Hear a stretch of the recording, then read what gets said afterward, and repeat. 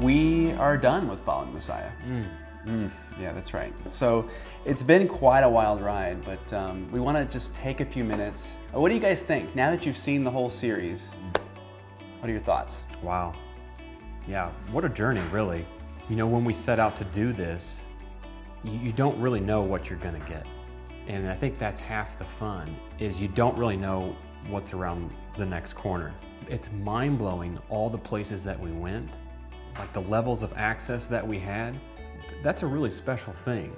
I think the second time around, we started to really hone in on something. Yeah, from my perspective, I mean, I was talking with Jet when he was over there the first year. You know, I kind of felt like, why don't you have more time to talk to me? It's exhausting, and that's what I think a lot of people don't realize. It is 2 weeks that, I mean, you know, it's like going and shooting a wedding every single day. But a lot of that is your fault. I mean, really. I'll take a lot of the blame. I mean, you know, because every morning would start off with, hurry up and get ready, go down and have breakfast because, you know, wheels up at a certain time. We had to make sure all the gear was prepped the night before, hoping that you did your job well the night before, and that you're not going to show up when something's not charged or whatever. Yeah. You know, when you watch something compelling, you don't know why it looks a certain way it does. And you don't really care. You're not thinking about how it was made. Hopefully, if we do our job well, you're just immersed into what's happening. That doesn't happen on accident.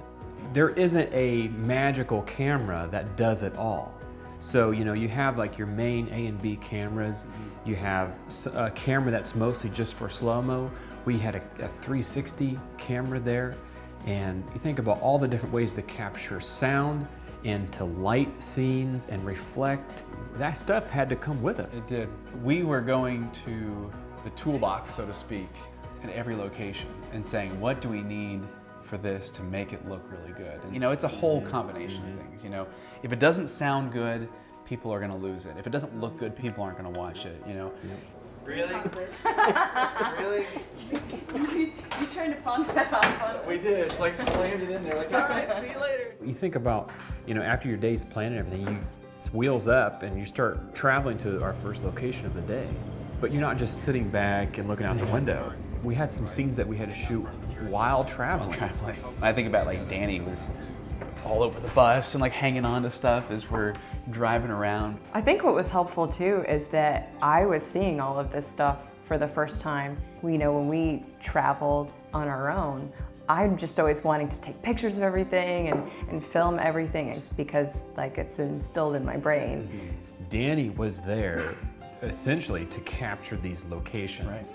You know, Craig and our full focus when we went to a location was to shoot the stand-up with the guys and shooting the guys interacting with the space. All the while, Dani, she was actually the first person to start rolling a camera on any shoot.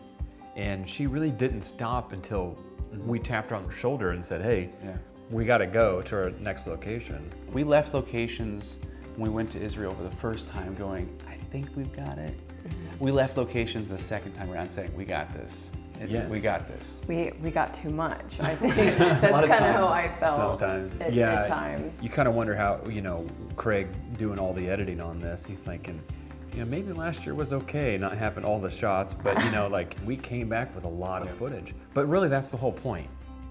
The communication, I just think all around was big time. Was huge. Big time. And making this really, really work well. So I want to talk about Jeremy and Barry just for a second, because I think that they really nailed it.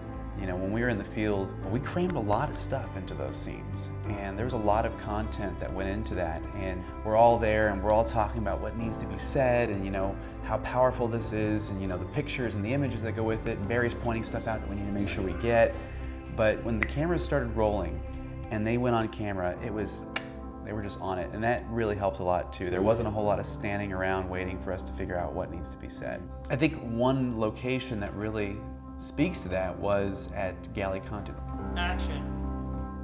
There were so many places within that church that had something in our story that we wanted to tell, but by the time we got down to the prison cell, I guess you could call it, that was the most powerful spot. Right. We really didn't have a lot of time left. And so we relied on them to just be on point with what they said, but they nailed it. It's really easy to imagine Jesus feeling that way in the morning hours prior to being sent over to Pilate and to Herod.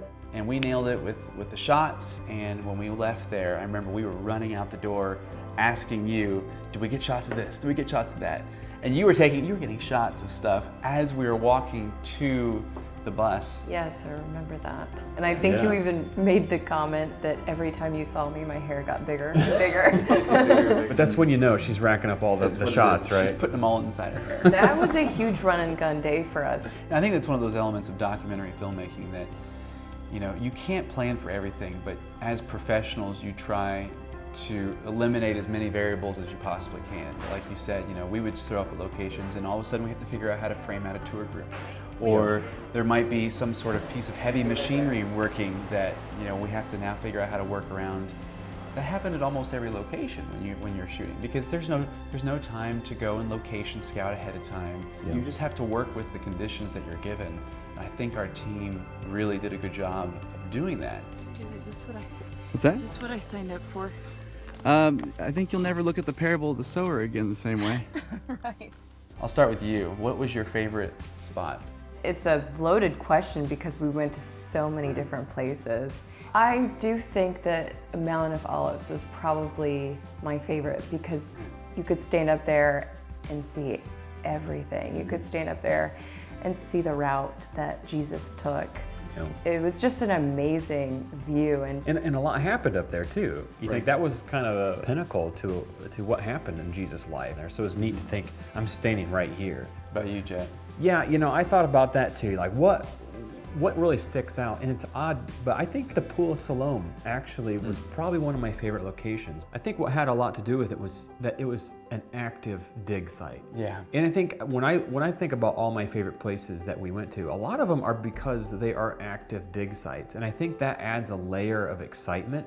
We were shooting a scene underground because that was the first century area, and everything, Jerusalem has been built up over the centuries, right? It was absolutely mind-blowing to me that they were able to find that. They didn't even know that it was there. Speculation on did it actually exist or where was it? And here they are digging it up. It almost had an eeriness to it too, because you're almost like you're in a mine shaft or something. Yeah. You know, we went to so many different places when we were there, right? Mm-hmm. What was one place that maybe stood out to you? Honestly, funny enough, I think sitting on the patio at the Ron Beach. Is that so? Looking at the Sea of Galilee, and you know, we didn't shoot a scene there necessarily, but you know, we'd go there, and that's where we would sit and meet at the end of the day. You know, that's where we would do time-lapse duty to watch the sunrise. But just seeing the sunrise over the Sea of Galilee and thinking of how many times Jesus watched that sunrise over the same sea, that was recharging the battery for me whenever we'd get back to the Ron Beach at the end of the day. And we would sit by the Sea of Galilee. So we did see a lot of fun places that. There's a lot of places, and there's a whole Bible's worth of places in Israel and in that region that the stories are just waiting to be told.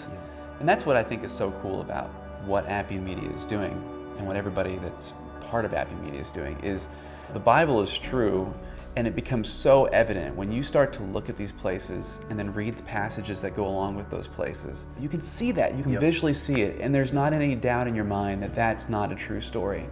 And that's what these places do, and when we bring these places to people, that's what it is. And you know, I have to say that looking back at the 2 years that have gone into following the Messiah, I think of the thousands and thousands of hours that this team has put into it, that you guys have put into it, that Jeremy, Barry, Craig, Dan, the boys have all put into it, and it's just the beginning, and that's what's really cool. And you know, we can't do this without our donors. I know early on, Craig and I made the decision that we wanted to give away a lot of these series for free, and you know, a lot of people might say, well, that's crazy. And we believed that the Gospels were something that should be accessible to everybody. Through the power of donations, we've been able to do this, and the thousands of hours that this team has put into it. You think about the reason why.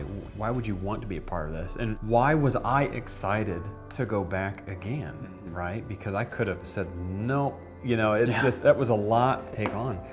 The moment we got back last year, there was no hesitation on should we finish this, or should I finish it? Like, I want to go back now. The whole point is to bring these places to life. I mean, when you think about what Appian Media has set out to do, And it doesn't end with following the Messiah. Right. The Bible is so rich, and it's all true, not just the story of Jesus. And the story of Jesus doesn't start with his birth either. The whole Bible points to Jesus. I think, too, another thing is, you guys had such a great response when you got back, just after the first 5 episodes. It's getting bigger than what I think any of us anticipated, which is exciting. You want that. You want people to be excited about the Bible. It's hard to believe that Following the Messiah is in the can, so to speak. But I think it's on to the next one. To think about what Appian Media can do. There's so much out there that we can capture, and it's just been a great journey so far.